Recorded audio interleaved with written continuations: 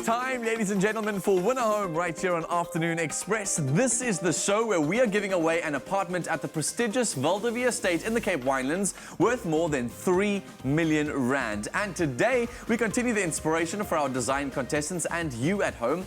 Now, with cities being so highly populated, living spaces are getting smaller and smaller. Urban living has become the norm in the modern world, and we have to make do with less and less square meters. This forces us to think out of the box and to create beautiful, functional spaces in small spaces. On this season of Win a Home, our design contestants are working with just a space like we spoke about earlier. Here to guide us through this process is interior designer Keelan Pincus. Welcome to our loft. Thank you. You've got such a vibrant personality. I'm looking forward to unpacking all of these details with you. I'm glad. Thank you. It's such a hard one to get through, because when I initially was trying to look for property and when I initially moved into my apartment, it isn't a massive apartment. And I think the struggles that come with that is it's demotivating. You almost feel like, oh, I'll wait till I have a bigger house to invest money and time into decorating. Absolutely, this is the challenge.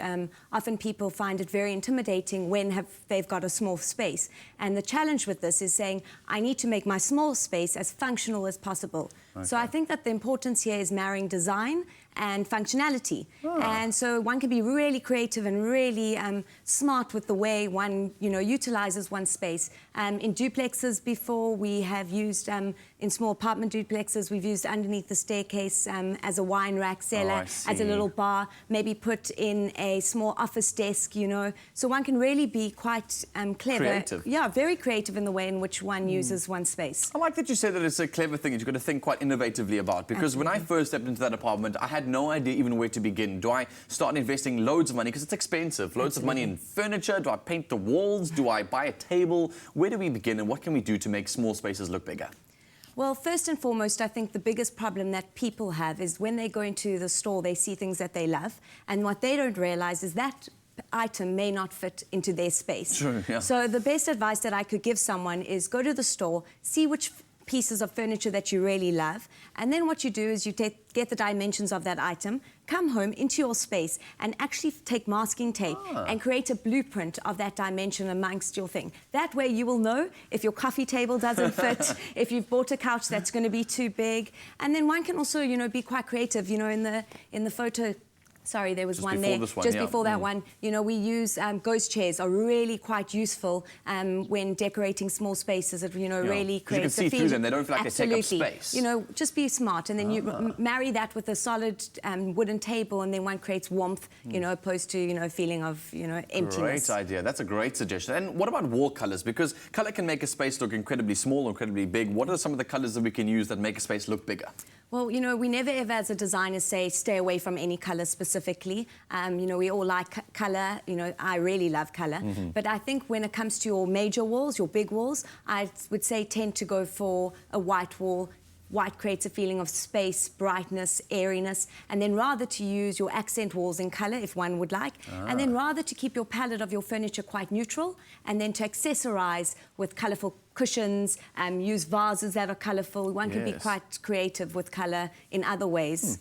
So this is a way that we can, I think, enjoy our small spaces as a whole. But one of the mandates for our contestants for this season is to make sure that that house also becomes sellable. And a lot of the times when I was looking to buy property, when you go into property websites like privateproperty.co.za, you always find that sometimes people don't clean up rooms and it's quite messy. And is there a way that we can design a small space to make it more attractive, so when people do come and to attract investment and buyers, that we can make it more attractive? Well, this is one of the things that, being a private property browser myself, that, I also struggle with. Okay, why? So I'm not alone. No, why do people, first and foremost, clean up your space, remove the clutter, okay? No one wants to look at anyone else's mess, okay? Then what you do is, always accessorize your areas. If you're showing a bedroom, put a blanket on the bed, scatter cushions, make the place look warm and inviting, like it's livable, but without being messy. Create greenery in the room. A vase with some flowers goes a very long way.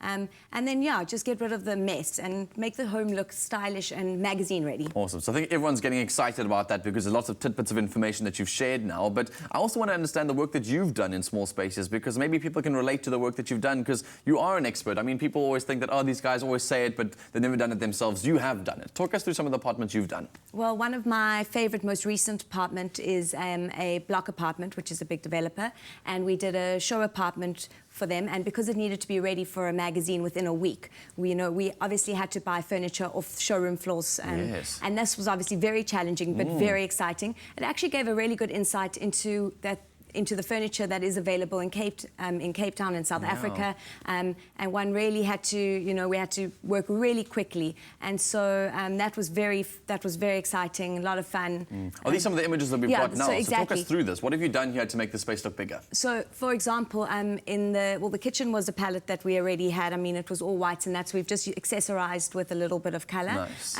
If in the photo previously there we go, you can see it, of the dining room table and the chairs, it was quite a limited space to get in lounge and dining room. So what we ended up doing was having a dining room table where we used benches and then ghost chairs as your head chairs to create also a feeling of space. Illusion of space. The palette of that apartment was grey and white, and so we complemented that with creams and warmer tones of creams and beiges and browns, and then we brought in the steel for a modern edge. And then as we were saying about the colour, never stay away from colour. We used a cement table, quite industrial looking, and then popped it with bright yellow chairs. Well, especially for the outside, to keep it nice and fresh, absolutely. and outside that you feel like you're in a fresh space. And the bedroom space is what they're working on now. They're working on a guest bedroom. And one of the mandates that these contestants had for building on Val de Vies Estate was to make sure that they keep the place looking bigger than what it actually is. And I know that they're all craving advice at the moment. They're consulting, and that guest bedroom has been a challenge for them. What advice do you have for our contestants who are trying to make these guest bedrooms on the Val de Vies Estate look so beautiful?